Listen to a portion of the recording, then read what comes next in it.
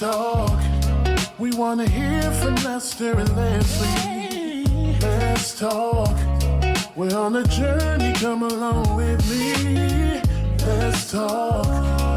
We're bringing a new perspective. Let's talk. Let's talk. Let's talk with Lester and Leslie. Hey, Leslie. Hey, Lester. How are you doing? I'm pretty great. How are you? You know, I'm doing okay. We're back at work. I feel like I've been off for a few weeks. About 2. Yeah. That's not bad.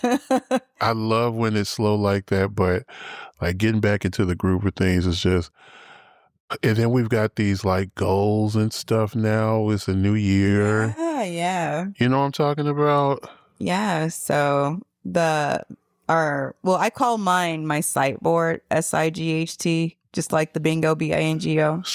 So dope. Yeah. And so far I'm almost ready to check off one of the squares that I had on my sight board. Yeah. You were hitting the ground running, girl. Because I'm just like, if I wanted things to change, then I have to change them. Yes. And all of that is just leaning into my discomfort. So in order for me to start to have good habits that are enlightening or life-giving, to me, it's just to just start. That's right. Just try to go. 21-day challenge. That's one of the... That's one of your That's squares. one of my squares. Yeah. Yeah. How you doing with that? I didn't think to start it yet. Oh, okay. Well, I'll probably share with you what some of my teammates at work told. Well, not teammates, it was a manager, but it was like, gosh, that's a lot of squares, a lot of goals to hit. I'm glad we put that reset rest one in the middle. Yeah. The free space. Yeah. I feel like some of these, the way that I'm going to iron through the board through the years, I'll likely, like for some of these, I can put something over it as soon as it gets accomplished. But for some of these, it's going to be kind of like a year long. Like I don't want to just hit it and stop it.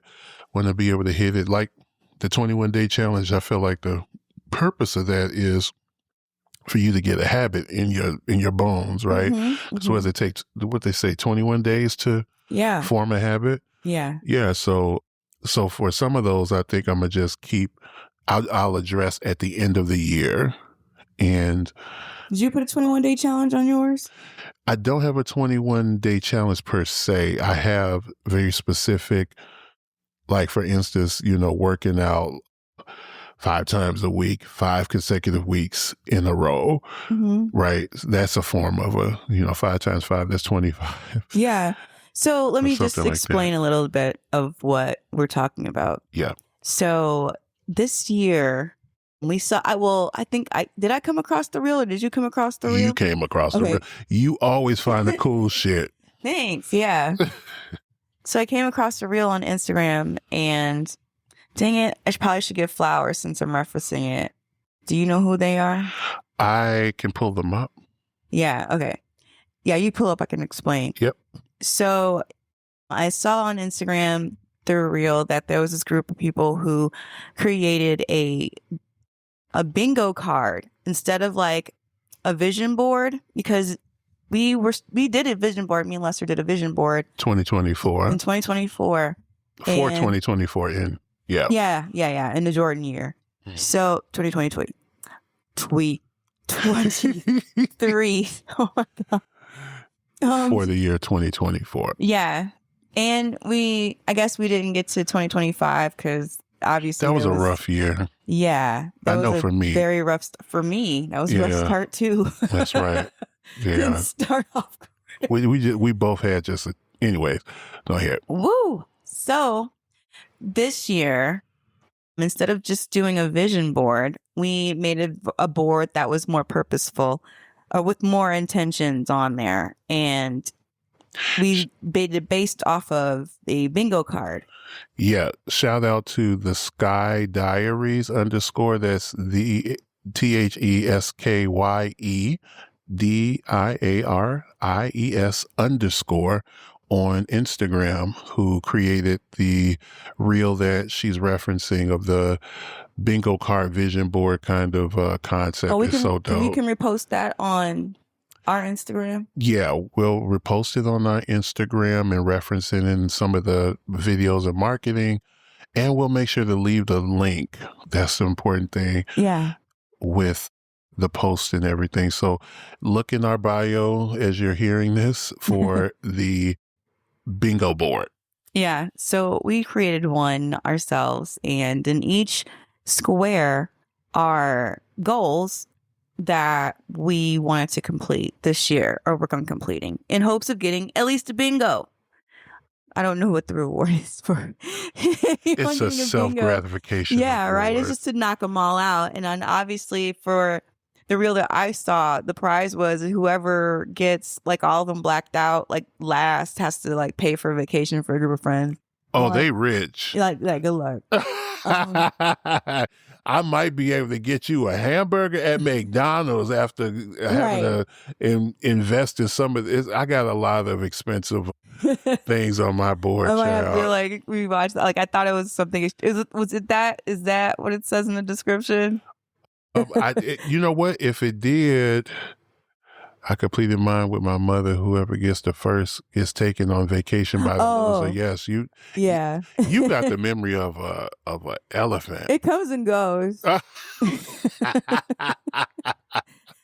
There's a lot of things I wish I could remember, but yeah. So that's why for mine, I put some things like on repeat.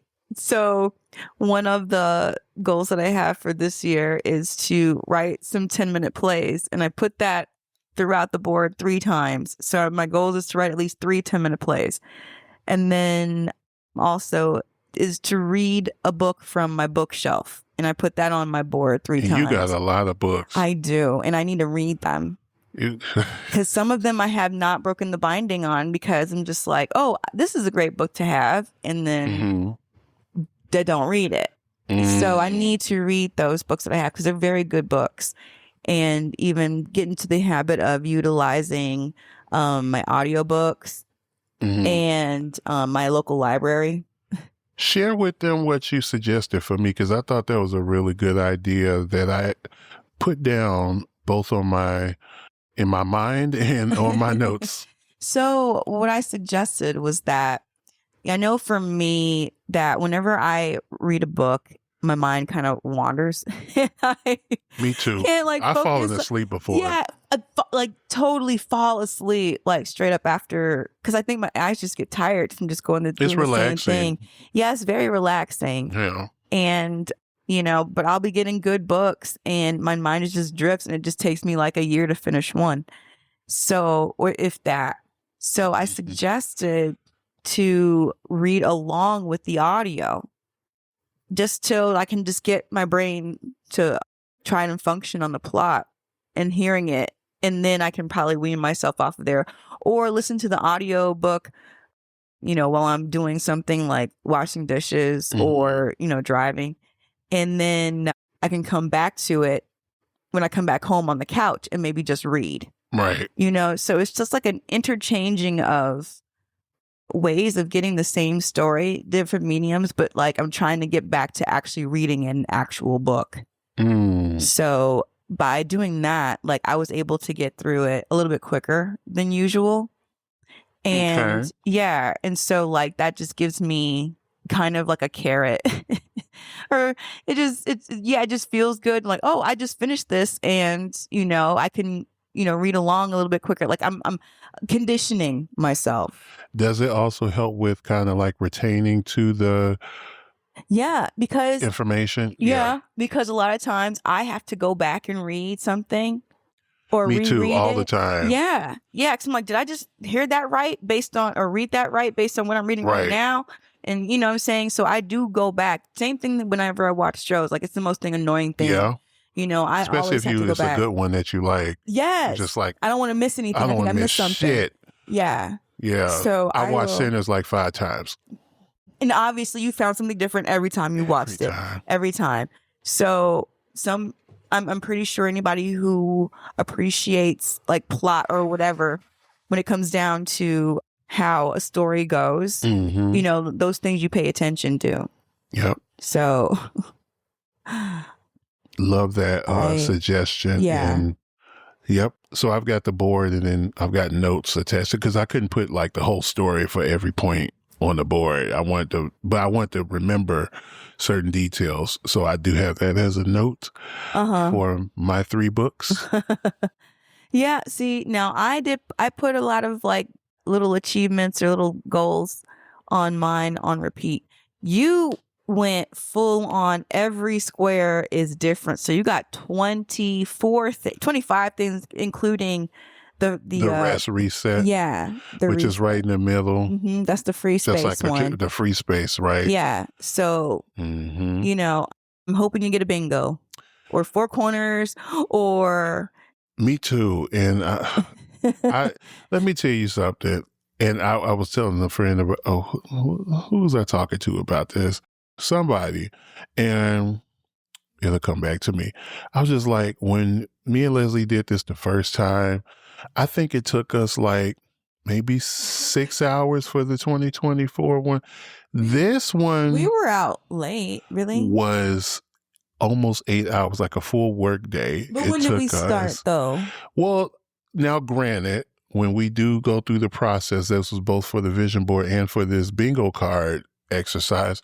Granted, we take our breaks. We don't start right away. We have a little chit chat and smoke a little weed, maybe have a snack, a little drink. Right. Like we take our time. It's a whole hang. Yeah, it's not like a homework assignment where we're getting straight to the. You gotta get the project done. But still, house will fail. When I left your house and the sun almost start coming up, I was just like, girl, what are we doing? Yo, what happened? It reminds to the night.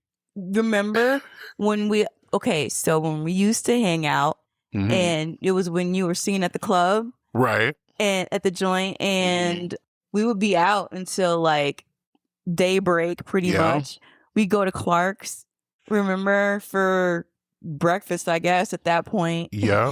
Or IHOP. Or like some. Whatever's open. Yeah, whatever's open. Yeah. At that, or some kind of diner, whatever's open. Like we did What's that diner on Roosevelt? What Roosevelt? What? Over there by Roosevelt Collection, South Loop. It's a diner. White Palace. Oh. White Palace. Jeez. White Palace. That's the one. Oh, wow. That's open 24 hours. I've never been there. You haven't? No. Oh, my God. So good. We did a photo shoot with one of my bands back in the day there. But anyways. Is it still there? It is. Oh. Yep. Okay. Well, I got to go. See if it's like the same as it was 20 years ago. Not many things that's still here that we experienced in our heyday. But yeah, those were good times. Good times, y'all. Good times. And hopefully in 2026, we'll be able to have at least some ignite some of those things. Because I know for me, I was looking at the board and I look at it every day because I've got it on my wall right next to my bed, pinned up intentionally so that I can see it every single day, every time I wake up or take a nap or whatever. It's right there. Mm-hmm. I'm hoping those things, bring every one of those boxes to fruition. But where was I going with this, Jesus? Oh, the goals that you had on your bingo card. Yeah, the goals. Do you have, in order to tie this into our episode. Yes. Were there any spiritual goals that you had on your bingo I do, card? Actually. I have on there find a church home because I've been without one for a few years now. Uh-huh. And, Jesus, I knew we would have this conversation around this topic eventually. Mm-hmm. I've been wanting to have this conversation around church hurt. So let's talk about it. Mm-hmm.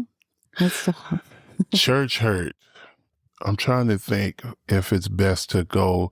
You know what? I'm going to start. I think it's best to start from the top and move to current day because I don't know about you, but for me, I've actually experienced the most disappointing, heart-wrenching, most offensive church hurt recently. It hadn't happened when I grew up, and I'll get more into that in a little bit. But let's talk about for those who may not know, who may be listening to this and maybe didn't grow up in the church or around a Christian faith system.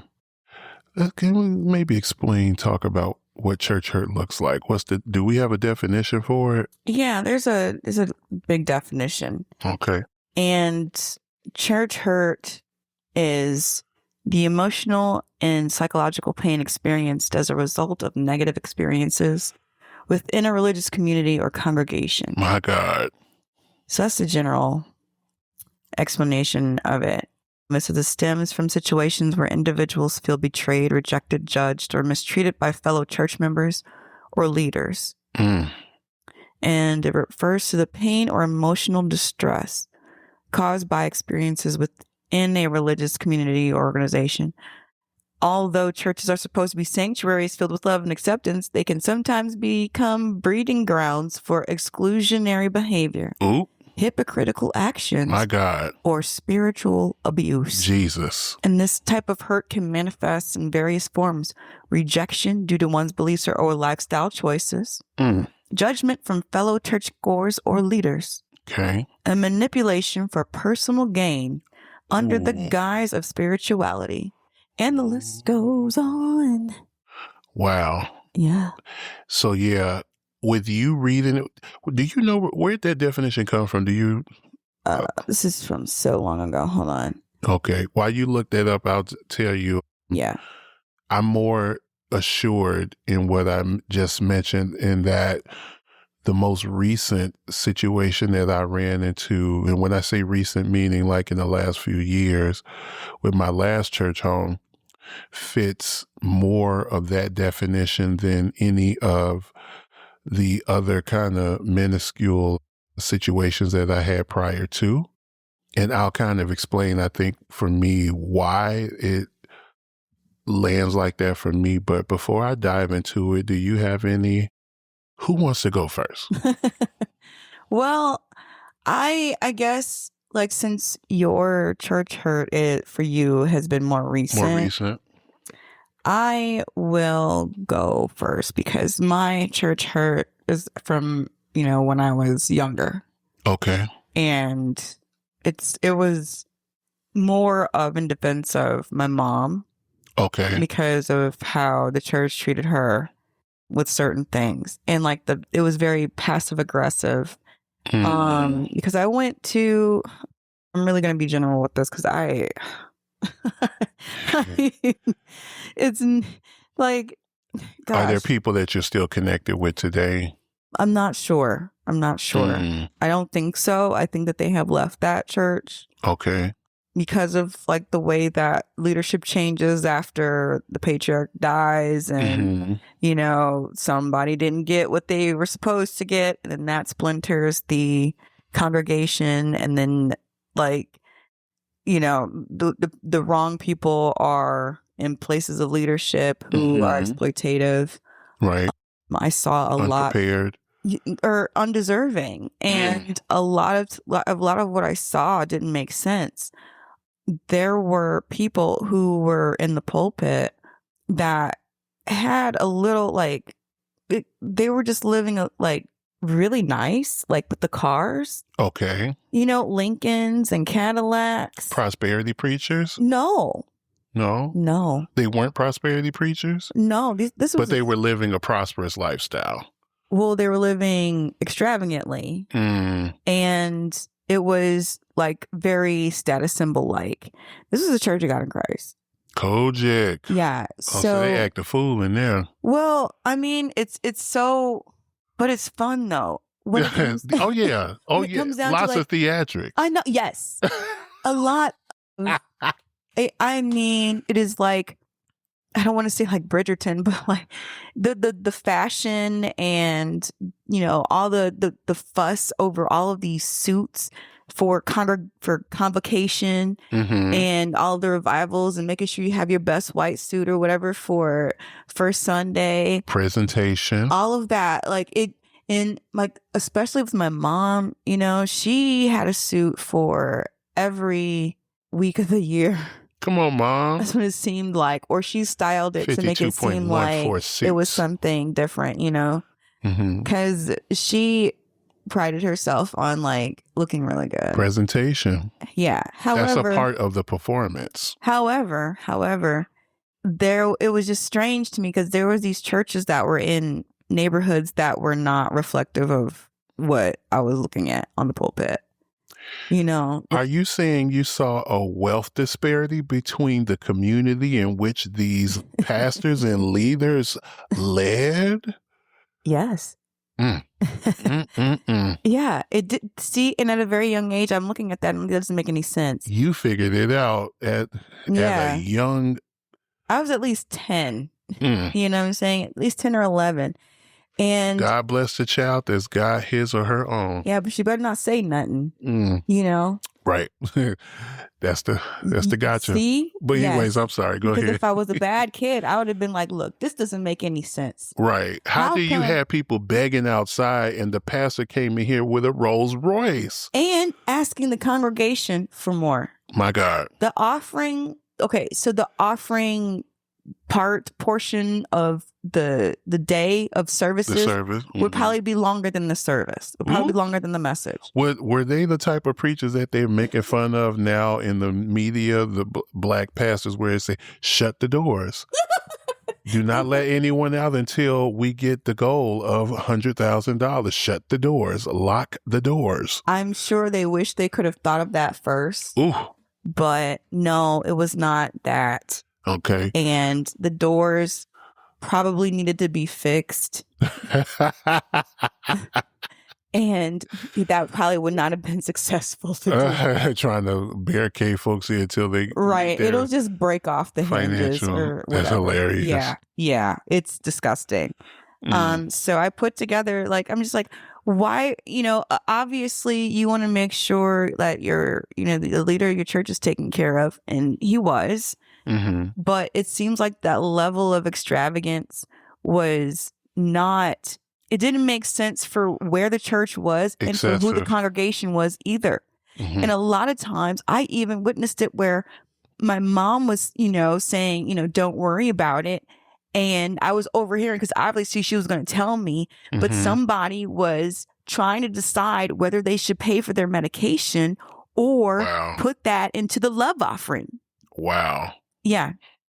There was so much pressure to provide financially and like the whole fundraising thing. And I'm just like, where's the money going to come from? This is a poor neighborhood. You have poor congregation. Why are you asking them to raise money? Like, where are they getting this money from? Right. You know what I'm saying? Wow. The wildest shit to me.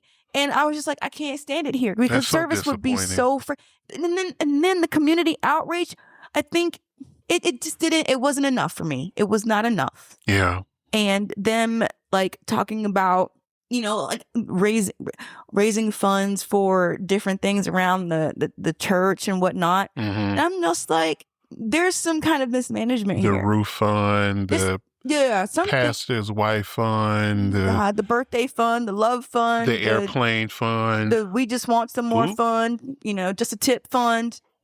How much do you need salvation fund? I need a breakthrough fund. Yes. And then it started to get laced with a lot of promise, a lot of leaning these monies that they expect your land of milk and honey is on the other side of giving us your paycheck. You just need a faith. It was a faith offering. I remember that faith offering. Jesus. And I'm just like, how many times have we actually raised money for each other? Right. There's probably somebody, I'm pretty sure I witnessed it at least once because it was really bad. And then the way that they talked about, like it was very passive aggressive. And a lot of the older women or, the traditional ones that were there would say some really backhanded comments about the younger girls. Okay. Like, oh, she ain't wearing pantyhose that come up in here fast. Because no pantyhose. Fast girls, yeah. And I'm just like, do you know where they live? The fact that they're here is a miracle. Right. And that should be celebrated, not shamed. And a lot of times they didn't come back because they were shamed and they were wondering why they didn't have the seats. They were wondering why their patronage was like suffering. Bible say, "Come as you are." What are you judging these people? Well, that's old. That's the old school Black church. Those had to have been a lot of elders in your church. It was very old and like whatever. My mom was the one that brought them back. She reached out to them because she's like, you don't throw people away like that. Right. And you know what I'm saying? Like, you don't do that to people. And especially these young girls, you don't give up on them and throw them away. You know what I'm saying? Because of the whole like stigmatized, I guess like she was as close as you could get to a feminist in that type of church. I'm pretty sure she probably wouldn't agree with that phrasing. Right. But she was really she was the most progressive or kind of forward thinking. Yes, especially when it came down to children and the elderly. And so she was, like when she was getting a lot of love from that marginalized population, and they loved her and started talking like high on her or whatever, there was a lot of side talking about that too. Right. Of course, anytime you like in the spotlight, is going to be a mix of, someone's not going to like it. Yeah. It was so acrimonious. I'm telling you, that could have been a whole reality show, and that's where they could have raised the money from. Like, if only reality shows were a thing back then. The Kardashians, I think, were a thing, right? It was in high school. Road Rules, Real World, stuff like that. Yeah, because this was around the time where things were starting to be like, okay, I don't want nothing to do with this anymore. And then I started comparing churches, from the Lutheran church versus the Kojic church. And I was like, wow, I'm out of here in 45 minutes. I know that's right. That was the thing. Like I remember one thing I hated was the fact that my mom would wake me up at 7:00 on a Sunday. And maybe even earlier than that. It was so early, and throw me in the tub with this Vita Bath. And I hated Vita Bath so much, but she loved it, so I didn't say nothing. And, like, I'm so tired. This stuff is like making me sleepy. I hate this. And then it would be like a whole day event. I wouldn't go home or be home until like 3 or 4 o'clock in the afternoon. You guys went to all the services. It was all freaking day. We went to the Sunday school. And then there was like this thing in between. And then there was like the offering again. And then there was the actual service. And then there was like the offering again. And then there was like announcements. And then there probably was another offering again. And then there was maybe like, the whole like, go now in peace or whatever kind of thing. And then church would be over and it's dark. So, I kind of had enough of that. And then I was over at that church like at least 3 or 4 days a week and late at night. And, I didn't put up much of a fight because I was like with my mom and she had to take me. She couldn't leave me at home by myself. So, for the longest time. It's like grammar school. Yeah, grammar school. Like I was doing that. She's been doing, like, I remember her taking me to church in like a really, really, really unique inner city neighborhood. Why did seedy come in my spirit just now? Oh, gosh. Is that the word you were meaning to come and it just telepathically moved into my spirit? It was a seedy part of the city. In a seedy city. Yeah, I saw a lot of, I didn't know what I was looking at because I wasn't. Well, we were in the burbs, so like. Well, yeah, my mom went to like, this was on the west side, deep in the west side. And I had seen someone get stabbed. I have seen, not realizing what I saw. Yeah. It's not like it was back then the way it is now. In my there was opinion, gunshots too, because I saw somebody running from getting shot from around. I heard the gunshots, and then I saw somebody run right in front of me, bleeding, like holding their arm or whatever. Well, I've said this before on the podcast. What I'm trying to say is like, there used to be, it used to be more of a stark, aesthetically, more of a stark difference between the suburbs and the city. Like literally Austin right? The divider And then you between go Oak on Park and where the city On begins on the Madison. west side. Yeah. Yeah, back and again, this is just my opinion, but back in the day, it's almost like you could tell when you look to your left, you're seeing like it was they could have almost drawn a line, and you could tell the difference between where the suburbs end and the city begins. So I Literally say that to look say left and like right, you yeah. probably as a youngster, because I didn't have that experience. Our church was in the burbs. And, you know, and it was black burbs, I would say, because I didn't see like a lot of diversity in the church. It was it was all black. The Woods. Right.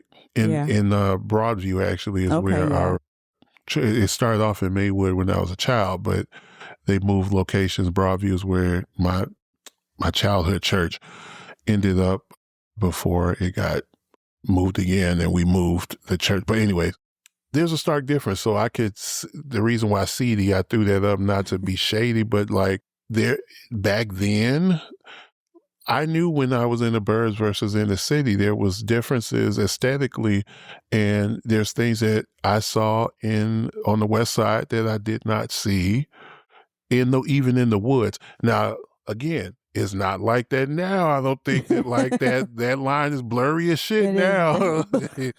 It's blurry as shit now. I've heard people say that, you know, the woods now is like the west side, like, you know, it's like the city now, but close, in certain areas and stuff, but which could be debatable. Back then, it was, in my opinion, more of a, so I get what you're saying when you like, I'm somewhere and I know I'm nowhere near home, and this doesn't look anywhere. Oh yeah, no. So these were people on the fringes. Mom went deep into trying to reach people, the ones that people are willing to throw away or to scoot aside, you know. And she went in there and like we hung out with prostitutes, drug addicts. Let's see. Yeah, gang members, obviously. She was doing the Lord's work because Jesus went out there and hung out with people on the fringes. The edge of the fringe, the edge of the margin. The edge of that cliff right there those were the folks that, and I believe there's a purpose for the Bible speaking to that specifically, not because, you know, they're trying to uplift Jesus, but I think because he was sent here to be an example, I feel like that he was trying to show us like, this is where I'm at in my life right now. I believe the purpose behind Jesus hanging out with the prostitutes, the this, the that, the thieves in the Bible is because the truth is in the fringes. The truth is in the margins. You're going to get a more unobstructed view of reality in the fringes. That's why I believe as an adult, just based off of how life has been in the 40 years I've been on this earth, is like, you always see it's a tale as old as time. And even the years before that preceded my life, we see in terms of history where the right side has always landed. Literally. Yeah. That always landed. Just give it enough time. But anyways. You know what? I think on that, just to pony off of that just for a second. I also believe, even though I agree, where there is the most truth on the fringes, because that is a population that's always being silenced. Always. And scooted away. Yep. You know, because of some either image or just, it's whatever the problem is. That is and always a silenced you find population. out like, why is prostitution the oldest, right, job in these United States? Because that you're always going to have activity over there. And one thing I know from following people who used to be in those lifestyles, like T.S. Madison, they always talk about how these men that they've engaged with have always shown them an unobstructed version of themselves that they don't show to their wives, to their significant others, et cetera, et cetera. Anyways, I'm going on a rant. But going back to your church experience.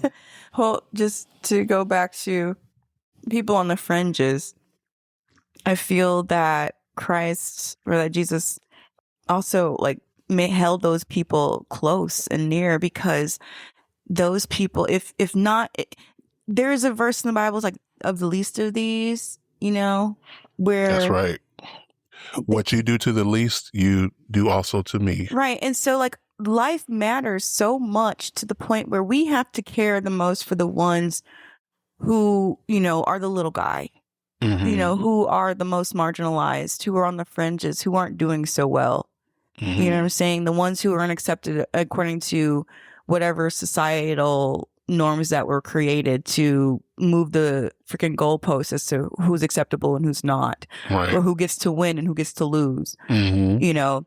So by protecting that population, it's just keeping like life going on in general, you know, because all life is precious. You know what I'm saying? We're all lives matter people now. You know what I'm saying? Knock, knock. They're kidnapping and killing everybody right now. My God. So where's the all lives people?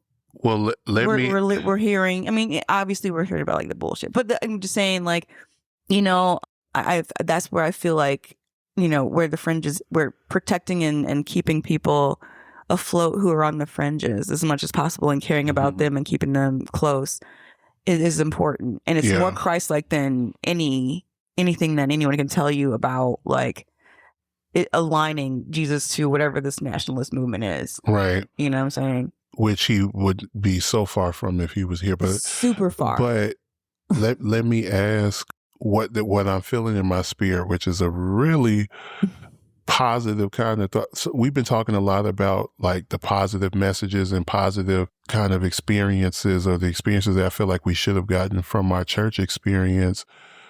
However, we opened this up talking about church hurt, and I'm wondering, I don't know how detailed you want to go with your story, because I know you mentioned that you've experienced.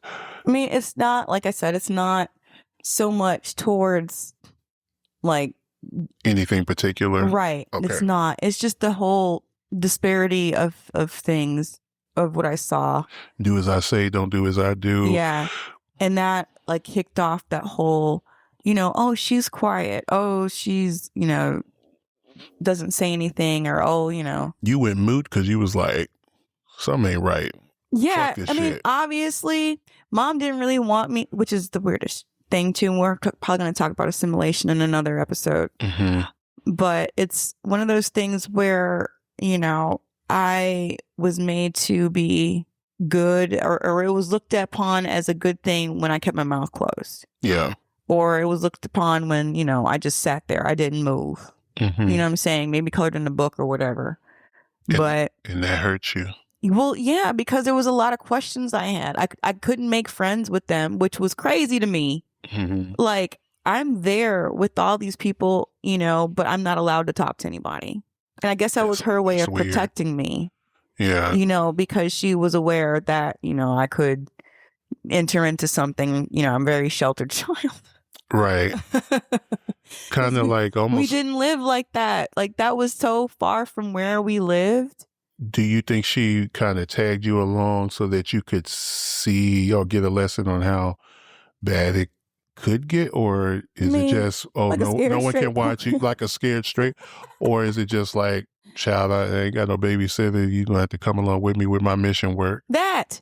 Because Dad worked at 26 in California at an actual prison. So he could have actually taken me there for some scared straight.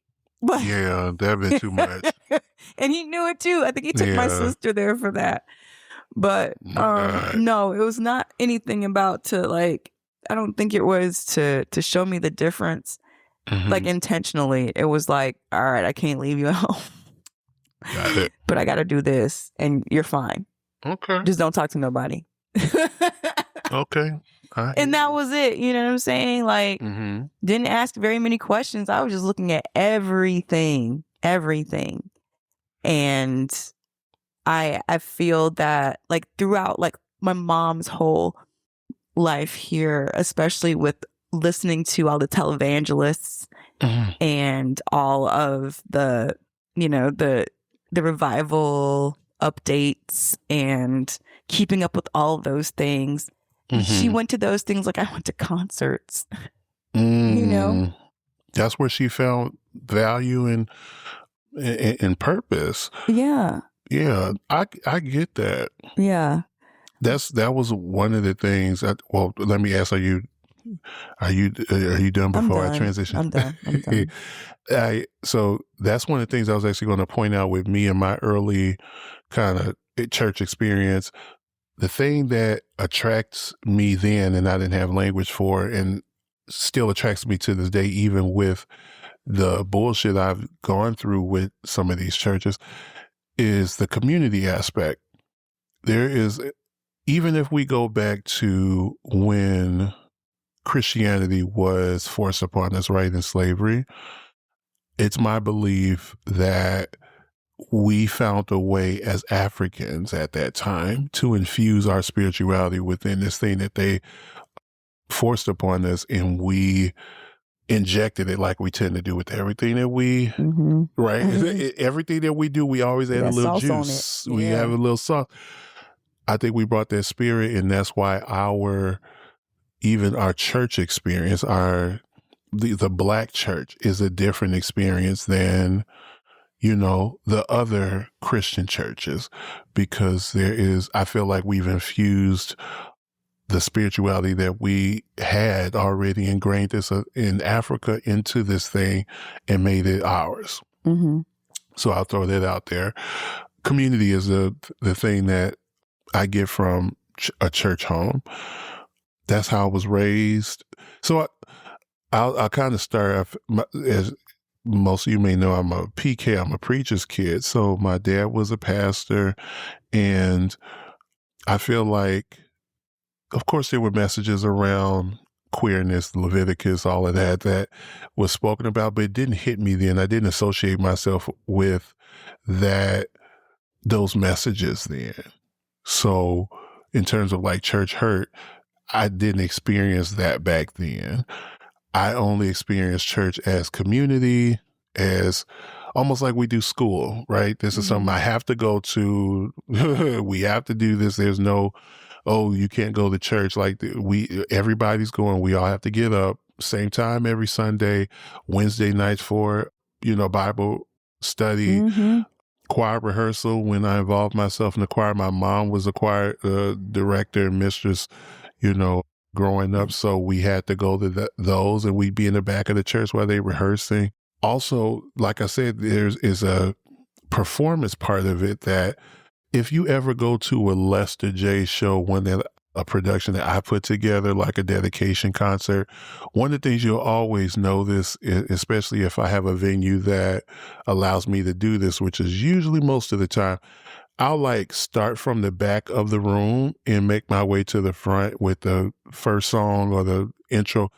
That comes from my church experience, because when we used to have the choir program, so we used to have several different like after church specialty programs. I think that's what you were mentioning when you would come home at 6:00, likely because you'd have your regular service and then you guys would probably eat or go somewhere for an hour or two, because church would be over at like 12:30, 1:00 after starting at 11. I'm talking from my experience. And then the church, the program, the special program, which it was usually once every month, was like 3:30, 4:00 to like 6. That could be, I forget the names of some of these, but there'd be programs where like there'd be special pastors that would come from different churches and they would lead, or it'd be several, and they'd have several messages. We would have the kind of what we know now as musicals, but like plays, and that would be a special thing. And we always did the Glory Train every year. So with the choir program that would happen every few times a year, in my Baptist upbringing, the choir always would come in with a little rock back and forth from the back of the church with the first song and make their way.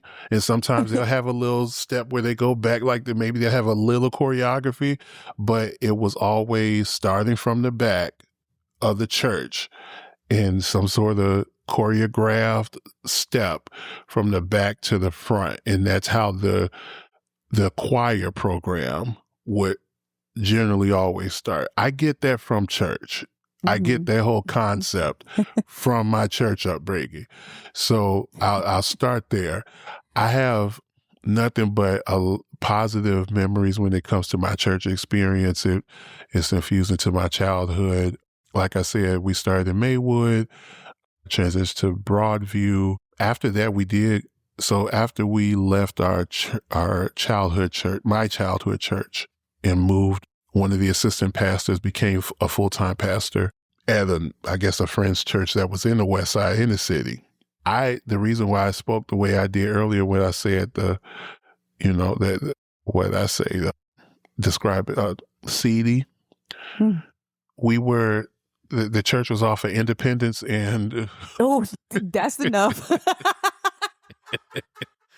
We had to get off Independence. It was in the heart of the West Side. It was right off the expressway. And it wasn't even a storefront church. It looked like a building that someone would live in that they rehabbed to make the main floor a church. So like an old building apartment church is kind of what the setup was. Oh, wow. That kind of reminds me of the church I was talking about on the West Side. I'm sure it was right down the street. Only it wasn't Kojic. Ours was, Baptist. Yeah, Missionary Baptist. Yeah. You know what the name of that church was? What was it? Oh, talk about mine or yours? Well, mine. And then what was yours? Holy City. To tell you the truth, I don't remember the name of that church we went to. I remember my childhood church, New Horizon. Okay. Which I believe is still standing somewhere in Maywood, sharing space with another church the last time I heard. But yeah, my childhood church was New Horizon Missionary Baptist Church. When I was born, I believe that space that is shared in Maywood shared space with what's now Broadview Baptist Church. But anyways, I know because there was a stark... I visually remember, because we left our childhood church when I was like between the 6th and like 8th grade, something like that. Because I remember in high school, that's when we joined the mega church. So I grew up in smaller churches. That was another reason why community was such a big thing, because it wasn't a huge mega church. So community was a lot easier to build. It also was a lot easier to tear down and destroy because of it being so small as well. But that's why I was used to being associated with is like 50 members or less type of church organizations. So yeah, my church experience was great. That's one reason why I value church now. You were even like participating and stuff. I had to. I wasn't We had to do that. I was not allowed to participate. And I can understand, because maybe, like you said, you're thinking about safety with the areas that she, with the church location and where it was physically seated at. I have because why would you bring me there? But anyway, another question that's why I was asking you earlier about, do you think it was part of that was her trying to show you this is how bad it could be? But that's another conversation. That's going to be the assimilationist episode, right? For real. I gotta actually write that down because that has a lot to do. Yes, write that down in our shared note. So I want to talk about the first time I experienced a form of church hurt. Was at the mega church that we went to, and I'm not going to say its name, but it's one of the only mega churches in the West Side. It's the West Suburbs right now. Anyways, when my dad passed, at this point, we were at that church. It had to have been at least comfortably 5 years at this mega church, sewing into all the different, what we say earlier, the different tithes and offerings and things, because it is a prosperity church, the mega church that we went to. And I don't want to call it out because my mom is still a member there right now to this day. But when my dad passed, they had assigned I don't know, a deacon or someone who I never saw preach or anything, but they assigned him to be the lead for the service. And mind you, we had already gone through 2 church home. So all of our former pastors were there at the service and everything. And the guy, he was reading off a piece of paper. And, you know, as you guys know, I'm a junior. I share the same name as my late father. And the guy who was like assigned from the church to kind of officiate, he or more than officiate, like I said, it was like a leadership kind of thing. It seemed like everything had to go through him, and he had to be deeply involved in the program and everything. I'm just going off of memory of what I remember from my experience. But what I remember, aside from him reading off the paper, was that he kept messing up my dad's name. It was, and it's such a easy, it's Lester. Was that intentional? I don't think it was intentional. I think it was maybe his learning capacity. I'm not sure. But to me, the reason why it hurt, because we had, first of all, my dad like completely was sold and vested in this church, completely vested in this church. And we had put all this time into it, monies, things like that. And I just thought that was so disrespectful to and it wasn't just one time. That's why I think it may have been a capacity thing. He messed up his name several times, even with having a piece of paper right in front of him. And it was just embarrassing. And it just felt like a letdown from this church. It felt like they just kind of threw whoever at, you know, our service. It wasn't even the main pastor or anyone that we ever saw on a Sunday with all those years we had gone. I can't remember this person being like a usher or anything. I've never seen this person, but he was involved in the service and he messed up the name. And I just thought that was disrespectful. So that was the first time that I experienced church hurt. The most recent experience happened at the last church I found myself to be a member in. It's kind of the same situation. Sold into the church, not just with tithes and offerings, but I got involved, joined the praise and worship team, stuck through with the church through, you know, COVID and all the changes and things that came with that. And everything that you mentioned in the definition is something that I experienced to some degree when I separated from this church. I won't say the name, but I will say the scenario. What really hurt about the situation is that this is a church that I joined after coming out. So it's a LGBT, not just affirming church, but a LGBT-led church. And not just a LGBT-led church, but the leadership was Black. So the experience that I had growing up in a Baptist church, I was able to find that in this LGBT Black church here in Chicago.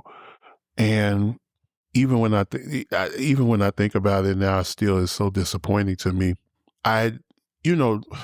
When you grow up in church, you're involved with and you see drama all the time. We left our childhood church because of, to my understanding, kind of a back and forth, a thing that my mom had with the then choir director. You know, they had kind of a back and forth that happened one Sunday, and all I remember is after they kind of got into it at service, it wasn't in service, but like after service, we stopped going after that. After that one tussle, verbal tussle, there was no hands or anything. And it hurts when you invest time and effort and you believe in the mission behind a faith establishment and they let you down when you literally put levels of trust. The church that I was once a member of, we were involved in it deep, even down to, I don't even know if you know this, even down to like when me and my ex was initially having issues and problems and we were looking for help through, therapy and all this other stuff. Because this is what they taught us as Christians, Black Christians in the black church, you go to the pastor. In fact, we don't know about therapy. You go to your pastor. And we did that. And for a few sessions, he actually counseled, put air quotes, counseled us during a tumultuous time me and my ex were going through, which means that we let him into our relationship to help counsel us. Like the relationship was deep.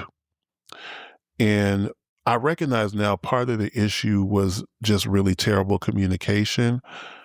This pastor had feelings for me that he did not express in terms of like issues, how he felt I was showing up.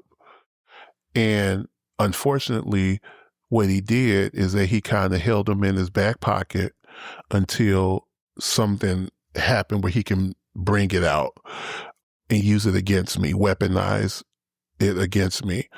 So unfortunately, it happened a couple of years ago, but I remember like it was yesterday. What happened was they were bringing in a new praise and worship leader. The one that we had kind of not retired himself out, but he excused himself from the leadership responsibilities. He did it the right way. And the church went on like a hunt for the new praise and worship leader. And we auditioned two really talented individuals. One was a bit older and in my age range. And then another one was really young. He was in his 20s. I'm not going to lie, the one that was in his 20s, super talented, both vocally, like just an amazing artist, amazing singer, everything. So he, he put it to a church vote, talk about the church leadership, and they chose the younger guy. And, we're working, we at this point working for a few months, but we haven't bonded. We have a working relationship, but a bond hasn't been created yet.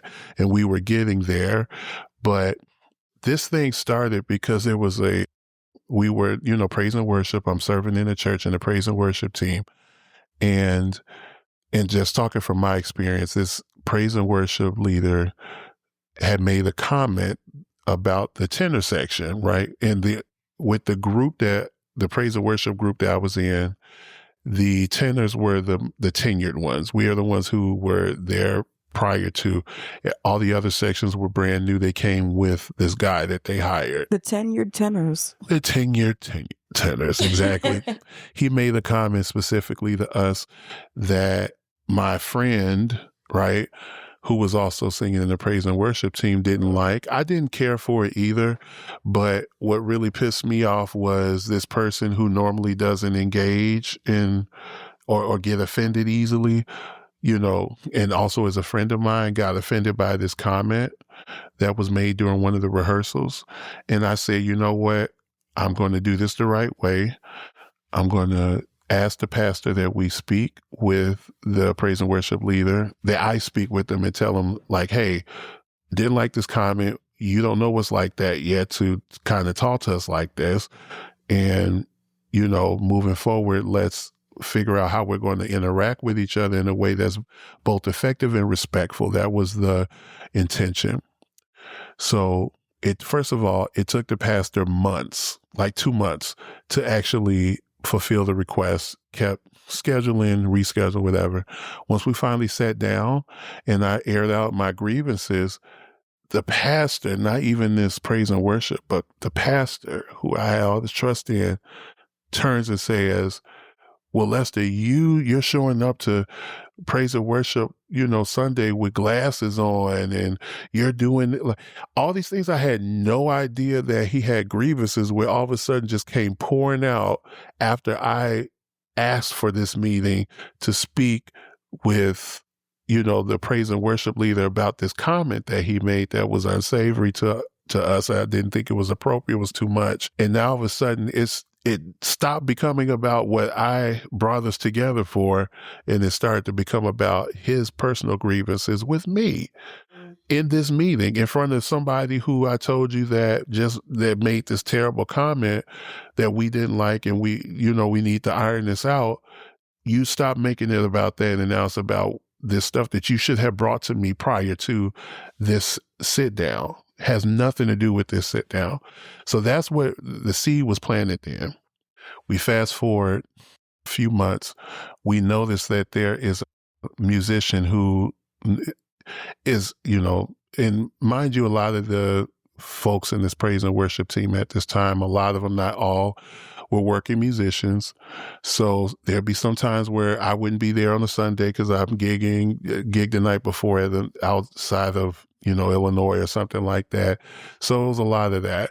But it was this one particular musician who we noticed stopped coming around Easter. And at this point, it's like June, July. I had a gig out of town. And I remember this musician, he was associated with this member of the church.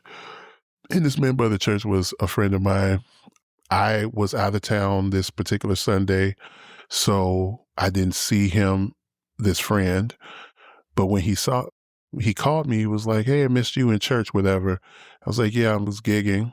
And then he was like, "Yeah, I talked to the pastor again about the praise and worship." I'm not going to put his name out there, about the praise and worship leader sexually harassing my guy who was the musician that we hadn't seen in a few months. It's like, I don't know anything about this. What are you talking about? And then he just lays it out like, yeah, they fired so-and-so from the band because he wouldn't sleep with your praise and worship leader. What? Oh my. Oh my. So, and then he was like, he had like reminded our pastor of this. He had told him about this months ago. It fell on deaf ears. He told the right one that Monday because I dropped everything and was like, hold on. At first, I didn't even really like believe it because it didn't make sense. I sent a text to the pastor and the assistant pastor, and then the assistant pastor didn't say not one word. The pastor said, I'll have a conversation with you later in the day, because when it was like a Monday, I think, when my friend dropped this bomb on me, like I said, dropped everything, sent a text immediately. I don't think I got a text back until like later, and they said, we'll have a conversation. I told him what I was told, and he basically said, yeah, I heard about it, but it's to some degree, he just kind of brushed it off like it wasn't a big deal. And he said, oh, I'm on my way I have a vacation coming up. I will address this when I get back. He had a vacation planned and he didn't want to deal with that right then and there. That burnt me up. So I reached out to my church family to tell them like what had happened, what's going on, and basically ask like, am I tripping? Like I just got this bomb about possible sexual harassment happening within these church walls. I tell leadership about it and they brush it off to the side. It wasn't until I told them and they got fired up by the story, like, oh my God.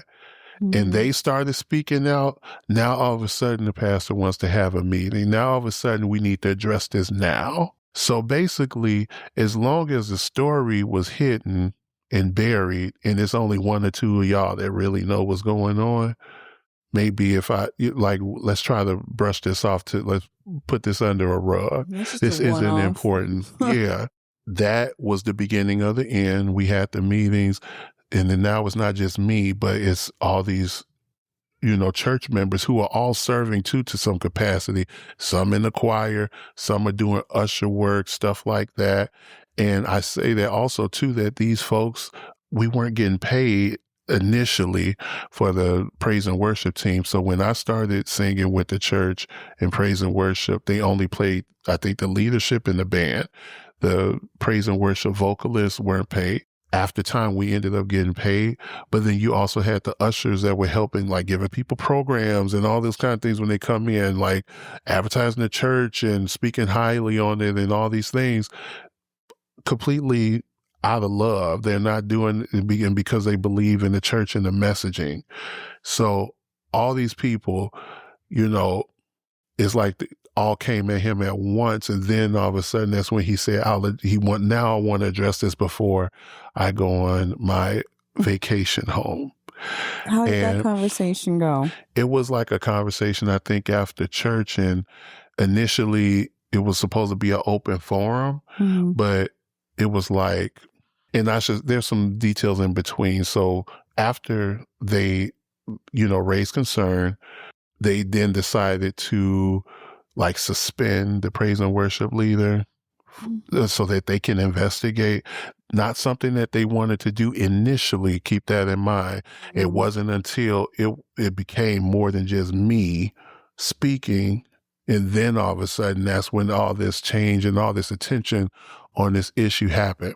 So this is what actually, what ended up happening, just to kind of give context to the story, is it was some budget issues, and the leader was asked to make some cuts, and they put, to my understanding, they had maybe put some intentionality behind, like there was, when we did have the conversation after church with everybody, the open forum, it was revealed by one of the instrumentalists that, he comes to church unprepared. Like they had what seemed to be substantiated reasons to have let this musician go.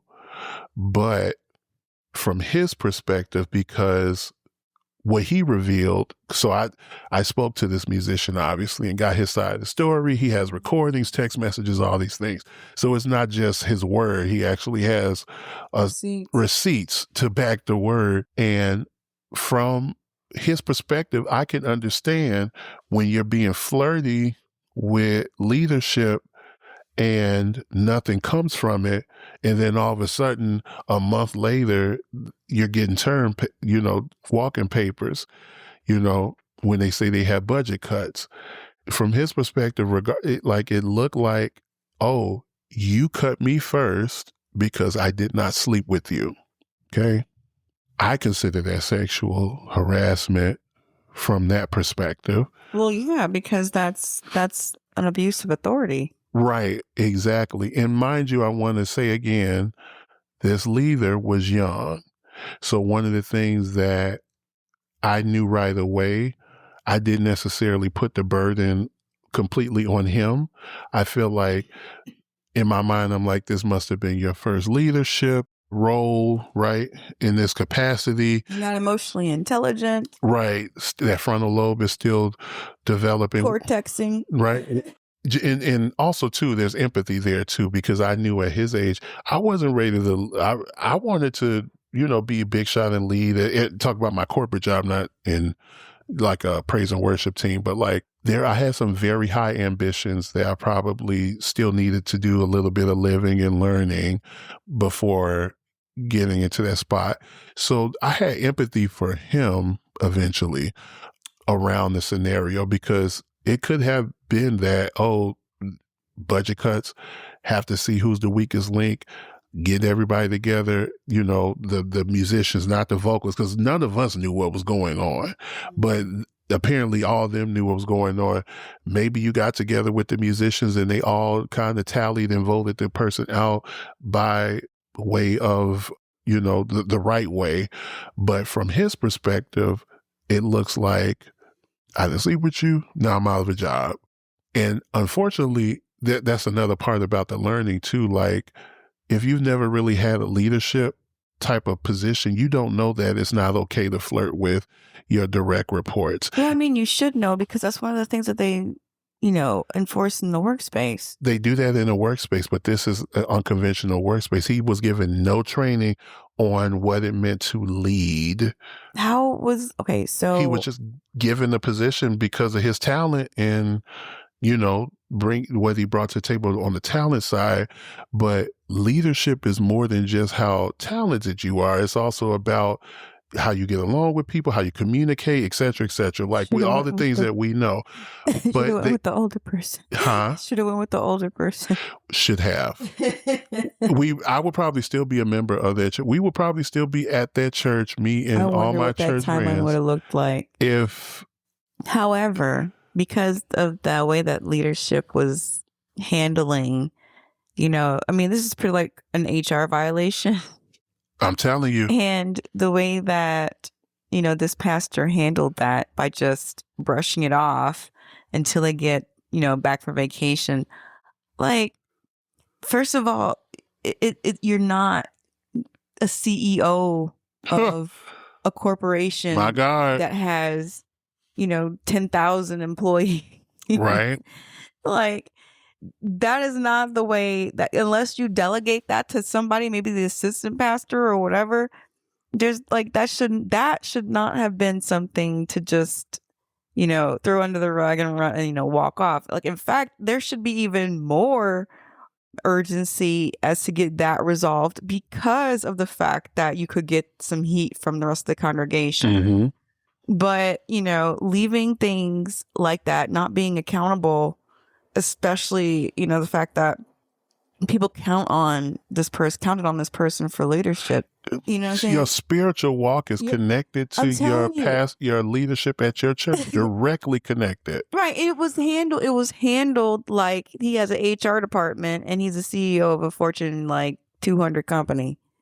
But without having those people, see, it's a lot of things that I started to understand after exiting the church and kind of reflecting and also talking to other people who were no longer members of the church and finding other stories that were similar to mine, where something comes up and instead of you handling this like a leader, you kind of duck and hide like an ostrich, putting his head in the sand, like hoping if you put your hands over your ears and say la la la la la, it'll go away. It'll go away. You know what I'm saying? Like it was, and I just realized something in this very second. The reason why he could not properly prepare someone for leadership is because he is not a leader himself. You can't teach someone something that you suck or don't know how to do yourself. And here's another thing. After this situation happened, he stepped down as the pastor of the church. Now, he's still on payroll, still leading, still getting monies from the foundation connected to the church. Acting like a CEO. In the tune of 6 figures from what I hear by gossip. Yes, writing your own check connected to a non-for-profit and a church. See, this in the tune of 6 figures. And this is before even leaving the leadership role or leaving the pastoring. That's another thing I found out afterwards. This nigga didn't want to be a pastor in the first place. This was something, he's just a good speaker. He could have just got a YouTube. He's a great speaker. I agree. But yeah, because you've seen him. Yes. And I was like, I appreciate those messages. They were really enlightening. Yeah. And really you know what? He presented as if they were video essays with the Pentecostal undertone. Mm-hmm. You know what I'm saying? And you better break that down. Yeah, and I'm just like, that would have been, that's why I enjoyed those messages. Mm-hmm. Because if he went in that direction where he was just on YouTube and just doing a video essay on those things, yo, what a grift. It hurts. It really hurts because that movie, the 1960s movie I told you about that spoke about, when the word homosexual was brought into the Bible, that didn't come from him. But during COVID, he would have guest pastors, and there's this pastor, Naomi, I think out of Philly, Black lesbian pastor, I believe she's lesbian, who preached a word. And that's the first time ever that I heard this word that you guys have been instructed to learn in the Bible was never there prior to this date. And here's some materials around that. I was first time that guilt of being queer and also identifying as Christian washed away in that sermon and everything after it. So that would have not happened had I not been a member of this church. So there's a lot that, amongst other things, it was a safe space and haven for my ex, who was a trans woman. And I remember when we went there for the very first time, and by the way, I found out about this church from my cousin, who is the cousin on my dad's side, who is queer as well. Went to the first service after putting it off for so long. My ex bawled. it was almost like it was a transformative experience for her.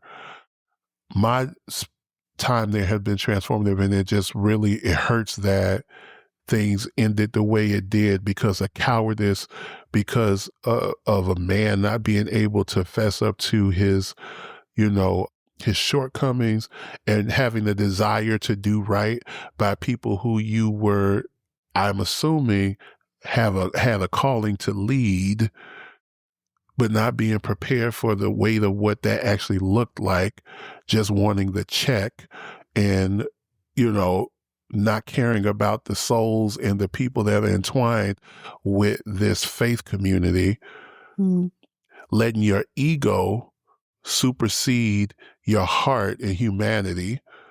The way that you just said it is correct, Leslie. This person is better suited in the Fortune 500 company with that type of, separation from humanity, from a heart, from,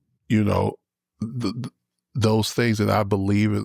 My daddy was a pastor, and I know what kind of life he led. There would never be a time where something like that wouldn't bother him to a point where he would want to resolve it and do so and still be able to keep his tenacity and, the man, if that's a concern, like, oh, I'm going to lose something by, trying to do the right thing and apologize. Like, I don't know what this thing is about men in general. How do you think your dad would have handled that?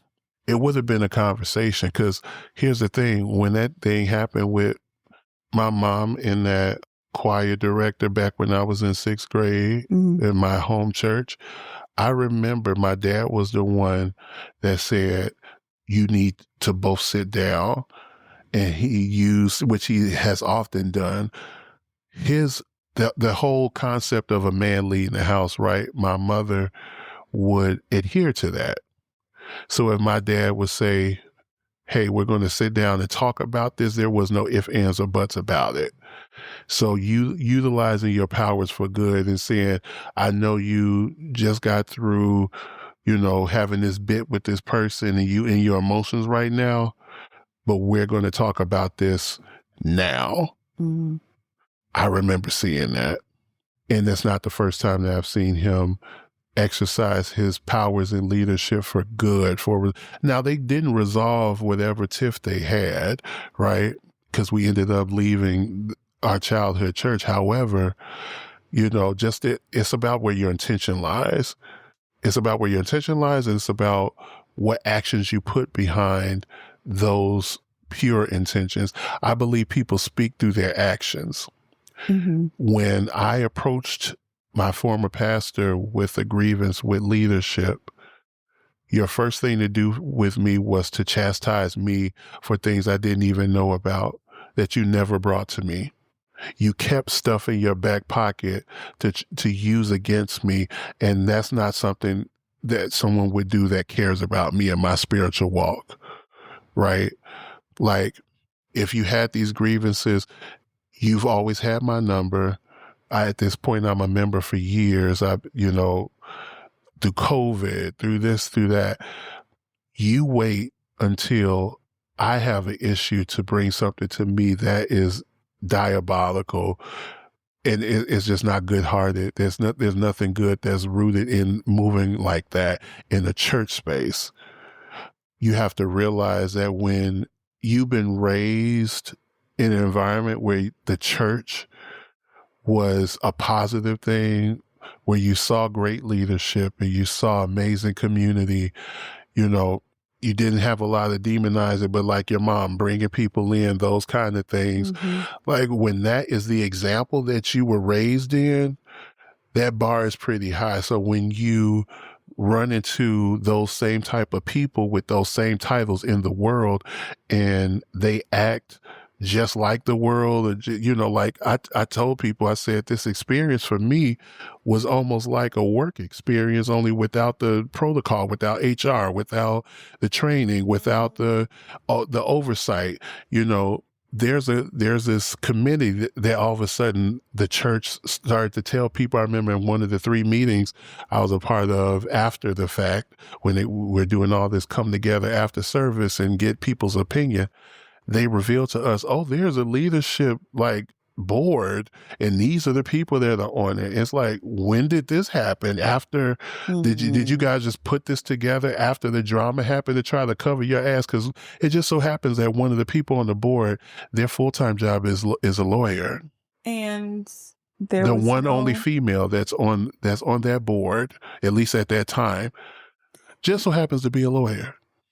And that's a member of the church. Did she have any clue as to what was going on? I had a conversation with her afterwards as well, let her pour my heart out to her, because again, I'm not approaching this at this time like a business. I'm approaching this is my faith community. Right, this is my church.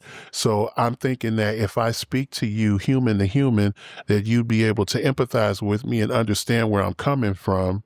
But then I tell you the story and nothing happens. I ask that you speak to the pastor, right? Since now we find out that you're on this board. It wasn't just her. It was her and this other person that was on the board as a member of the church. I spoke to both of them in nauseam about the situation. I said, please talk to the pastor. My plea is like, there's a heart in there. Can someone find it and put that shit on life support so that we can get some empathy, some sort of, balance going on here? And nothing happened. That's why that church is now lost like 8 members. Wasn't a huge, that's another thing about the church that I love too, under the 50 members. So it was akin to the church community that I was used to and grew up in. So just a lot of disappointments all around. I'm still hurting from that. I'm still grieving that loss, because how many churches do you run into as a Black queer person that's Black queer led, that's, giving you a saucy presentation that you're used to. Resourceful, there was lots of activities and events, and it was great. I was really proud that you found a church that was actually, or that appeared to actually look like there was some community outreach. Like it was an actual church that actually cared about, people. An LGBTQ, Black LGBTQ, a Black LGBTQ church. So the services that I actually listened into were just, I was very impressed. I actually donated myself. The other part too that's connected to this really deeply is that my mom saw me find a faith community, because the whole thing is like, the Black church believes that homosexuals are bound for hell. So my mother attended services there. She attended a rally after service that we did, because we would do that sometimes with certain causes. We used to do it, at least. So this church was a part of my coming out story, and balancing that friction amongst a super ingrained Southern Baptist mother and upbringing, it was transformative in that way, and given the narrative for me to her that, I still identify as Christian. I still carry the same values that I've always had in my faith walk. This church helped to validate that story. Mm-hmm. So it's just a lot that is attached to that. Is this, me leaving this church was akin to leaving that relationship. There's a lot of mourning and emotions. And then also there are people who are on both sides of this. So obviously there's folks that left that did not like the story and how the church, handled it. Then there's a few sprinkle folks that stayed, and I ended up falling out with personally 1 or 2 that, it's almost like the situation revealed how they really felt about me on the personal level. But that's another story for another day. But it's because, remember, one of the things I told you I've learned in my 40 years of life is that sometimes conflict reveals how people really kind of see you. And it takes that conflict to kind of know what the relationship is made of. This was one of many times where that was revealed with, one or two folks who I thought were close and cared about me in that community aspect that really, I guess, was just along for the ride with the group of folks that we were in. So it's a lot of revelations and things that came from this tragedy. But like I said earlier, like that's on my bingo card, is to find a church home. Yeah, I was going to ask. I'm just like, how are you approaching this was so traumatic, but it did not. And I think the reason why it didn't deter my outlook on the church and that whole concept is because I was raised in something that I was raised in the right thing. I hate to say kind of the right thing, but it's like I was raised with this community and it fed me in a way, and I was able to see what it should be like or what it should feel like. Had that been like my first experience, then it might have been different. Another quick layer to that too, the fact that I experienced this level of church hurt from what was supposed to be a progressive, experience from any other church, like the churches that preach damnation on queerness, I was fine with. The second I find a space that's affirming to what's supposed to be my whole self, I'm dealing with sexual harassment. I ain't never dealt with no sexual harassment in any church that I was ever involved with. Isn't that weird? Isn't that crazy? They preached damnation on homosexuality and queerness, but you didn't get they were able to keep their hands to themselves. They were able to conduct themselves, for the most part professionally, and there was an order, and it was more organized than that. More order in life. Life is funny, just the lessons that you get. But I mean, you're seeing two different sides of the same thing, and I know that your expectations were like once you got into that church, like the bar was set high. Because of what it was. But because of leadership being the way that it is, or that I was, and that's so crazy because it wasn't even the members who gave a bad experience. It was the leadership. It was the leadership. That's the craziest thing. Like, and honestly, it seemed like there wasn't really much, so I'm really sad about that. Because I was very impressed, but sometimes I guess people do things and they're not they are not working in the path that they are supposed to be walking. Well, that's the thing that I believe in life just in general, like people's truths and who they really are. It comes, this is like true when we talk about like down low men and women or whatever, like, you can suppress, but you have to face who you are at some point. And it will come out usually through challenges. Challenges will be the thing that really show you who you are and what you're made of. And you got to be, humbleness will just get you a far way. Sometimes I don't think we're built to have all the answers, but sometimes it's just about tapping into your humanity and your empathy and being able to be humble enough to admit if, you made a mistake, you affected people in a way that maybe you didn't intend to, or that's what makes me believe that sometimes people are just like naturally evil. Cause it's like when someone reveals to you that you have hurt them sorrowly. Good, quick example with me and my ex. There was a time where we dealt with the conflict and I was deeply offended, and I'm literally sitting there. I'll never forget this, like getting emotional, crying for the first time in front of them. Like, I am hurt with this thing that you did, and just looking in your face and kind of feeling this detachment from what I'm trying to express. That was a red flag. You know what I'm saying? If someone is trying to connect with you and let you know, like, this is not a joke, you really hurt me and I want to resolve this. I don't want to fall out with you. I want to figure this out. And your thing is to turn it into like an ego match or something. So now that you've experienced like both sides of that, Mm-hmm. how are you going to approach finding somewhere else? I mean, you're going to give this another try? Because for me, Oh, for I've sure. been like, you know what, I'm good.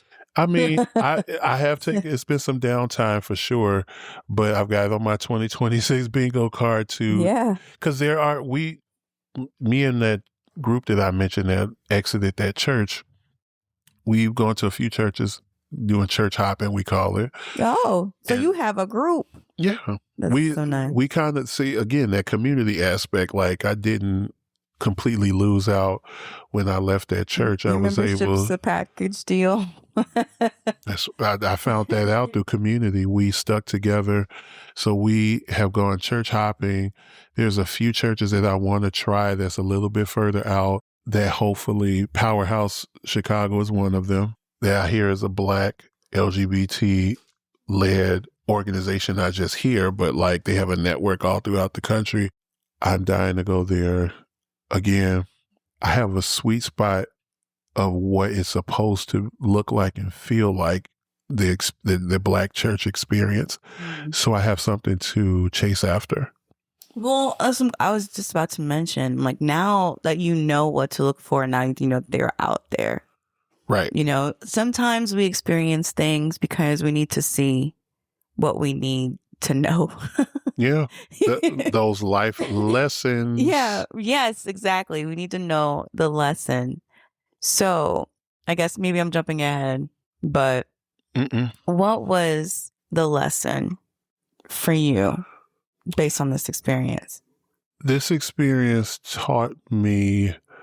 So one of the things I didn't have from the onset, because I was in my feelings, was grace for that young praise and worship leader. Like it took me some time to come, like to realize like, hey, Lester, this person is like still in their 20s, super talented, but he's still learning. You were still learning in your 20s. Mm-hmm. You know, like this doesn't completely fall on him. This likely might have been his first leadership experience ever. And it sucks when you are thrown into leadership without guidance, without a barometer of what does the standard of excellence look like. And it got to be not just with singing and performing and execution, but what does that look like behind the scenes? What does that look like in terms of team building? Like he was thrown into something that he wasn't prepared likely for. wasn't completely prepared for fully. I believe in terms of the talent and the stuff that he executed performance wise, lead talent, that was executed, but it's everything behind the scenes that builds a leader that was just sorely ill-equipped for. And that's not completely his fault. I didn't realize that then.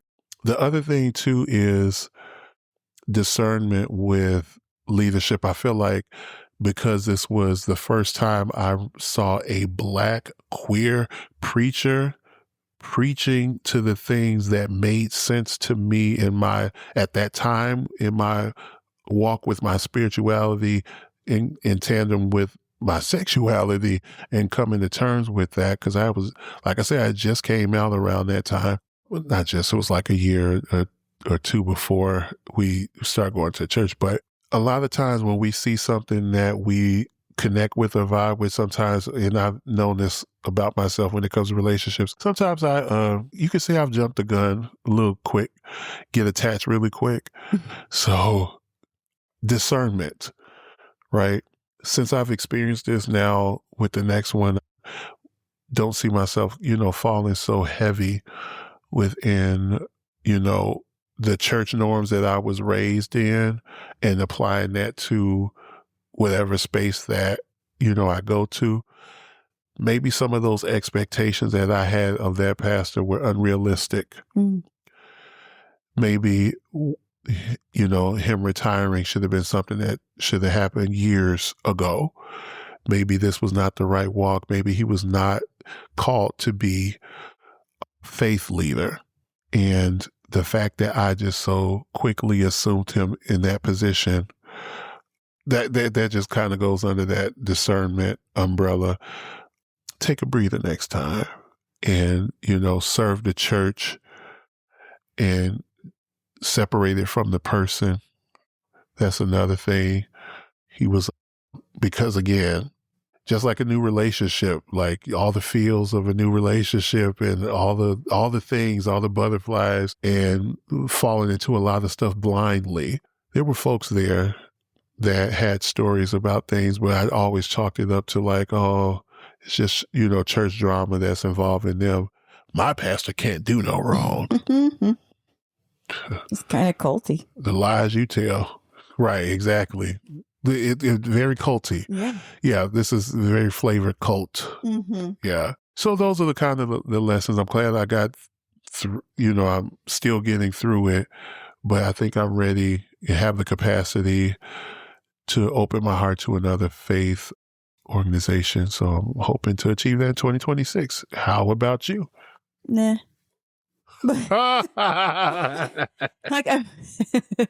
So that is obviously not on my bingo card, but right. my whole thing is just that, like, I know that there are good institutions out there who actually practice, being Christ-like, being like Jesus. Mm-hmm. When as far as when it comes to community outreach, actually looking out for its people, mm-hmm.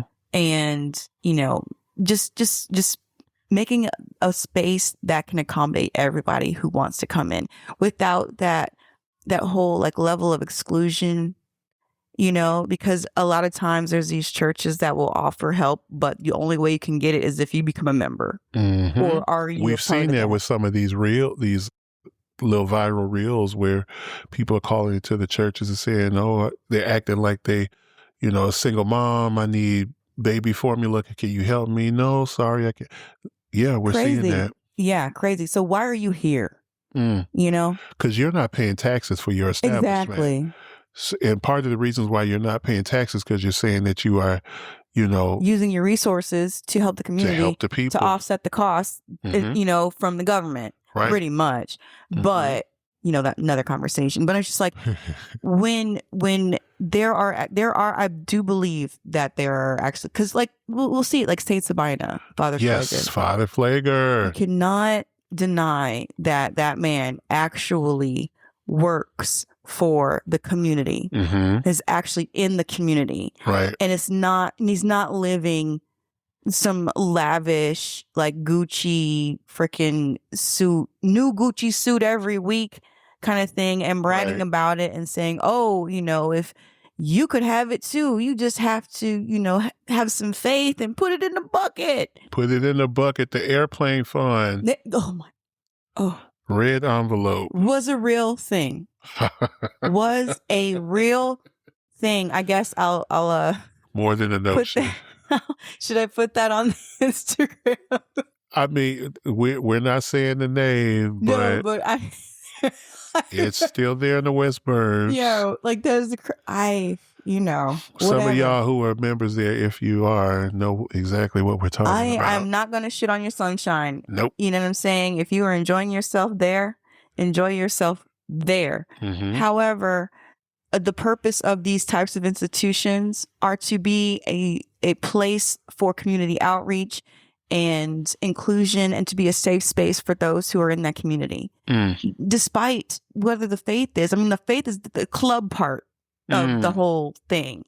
Come on now. You know what I'm saying? It should be the part where, okay, this is what we all agree, and this is what we all believe, and this is what we discuss, and that's what makes us us. Mm-hmm. And what makes you tax exempt is that if you actually take those practices that you say and enact them into the community and be something that's like a beacon, be helpful. Right. So there are those institutions that are out there who do work for the people and who do serve, their congregation and those who are in the community, and they have outreach. And, it's not about shoving religion down somebody's throat to make them submissive, to assert some kind of dominance, to either colonialize their money, their time, or their labor.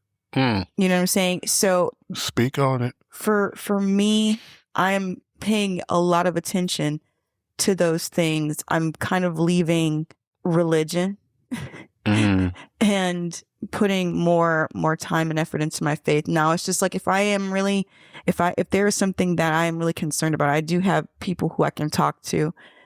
You know, my sister is a great beacon for that, you know, and, you know, obviously I can, if I do have the desire to reach out to anybody about something, it'll probably just be my sister anyway. But like my intention for my faith is just to walk in that truth and to protect everybody on the fringes as much as I can, you know, even if it means like, don't say that about my friend kind of thing. Right. It's just to show up for people who aren't doing very well. And that number is going to go up just because of the way things are. You know what I'm saying? That's unfortunate. So unless we start to dig in and start to protect the least of these, we finna be the least of these too. That's right. You know?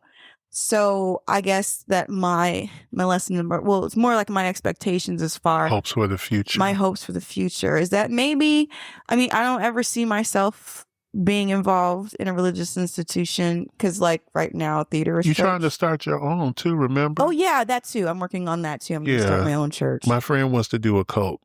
Well, yeah. But, I mean, wouldn't mind being questioned. But it will be that. Just some kind of way. Directly, indirectly. Just look out for it. You'll have fun. We'll readjust this in 2027. We'll readjust this. Next year. See how far I've gotten. I should have put that on the bingo card, but I wasn't sure how to put that. Thank God. It's always next year, though. It'll be on the one next year. Yes. But that is as far as, you know, my outreach will go, as, you know, I'll be kind, but at the far, like, I'll sit over here. That's right. You know, I'll continue to embrace my brainwashed portion of Christianity, like where that came from. Because honestly, I didn't have really a choice of anything. Of us did. Right, we didn't. So, you know, I'll embrace the righteous parts, but and I won't shame anybody else for that. However, please don't come at me with. Don't come over here with that bullshit. I'm saying, like, we can engage in dialogue, but as far as that supremacist shit, stop it. Keep it over there. Keep it over there. Keep it over there. Over there. Well, Leslie, we've reached that time now. You got anything coming up? No, well, in a few months. In a few months. Yes. We will address that when the time comes. I don't have anything in particular going on right now. So I guess I'll say at this point, you got anything else, Leslie? Oh, Cult Watch 2027. This is your soon-to-be favorite uncle and auntie. But we ain't claiming y'all. Peace out. Bye. In the name of Jesus.